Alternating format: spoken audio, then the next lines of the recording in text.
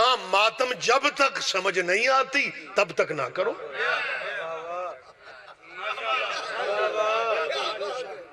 ایک صاحب کہنے لگے جی جب تک تب تک نہ کرو، یہ ہمیں کوئی سمجھ نہیں آئی.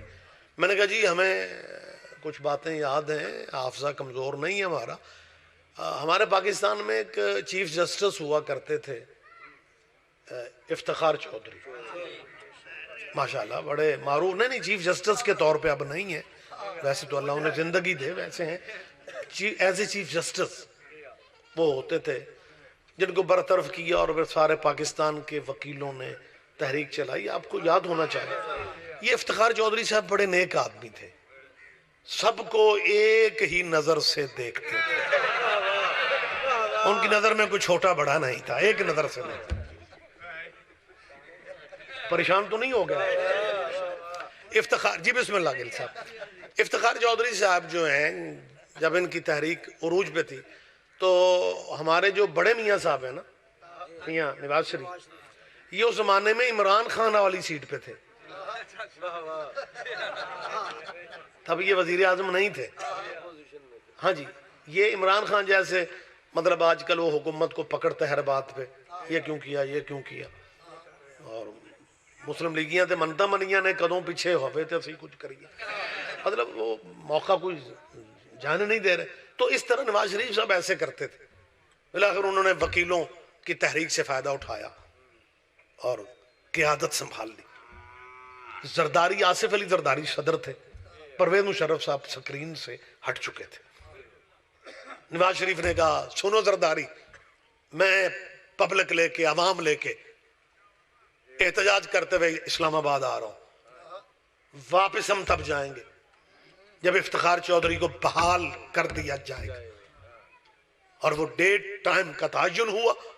لاہور سے نواز شریف نون لیگ کے ورکروں کو لے کے جی ٹی روڈ کے تھرو چلے، اور ابھی لاہور سے تھوڑا باہر نکلے تھے مرید کے، آپ نے سنا ہوگا مرید کے یہ قافلہ پہنچا تھا یا نون لیگ کے جذباتی لڑکوں نے ورکروں نے شرٹیں قمیضیں اتار کے جی ٹی روڈ پہ ماتم کرنا شروع کر دیا.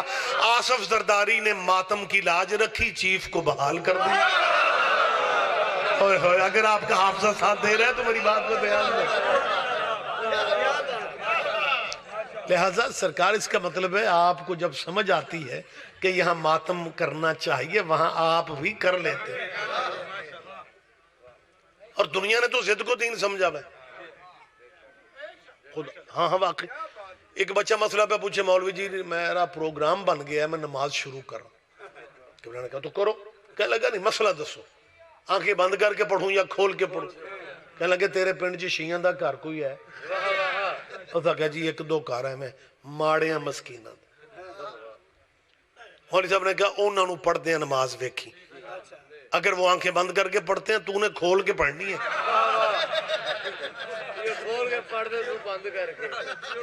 دنیا نے ضد کو دین سمجھا.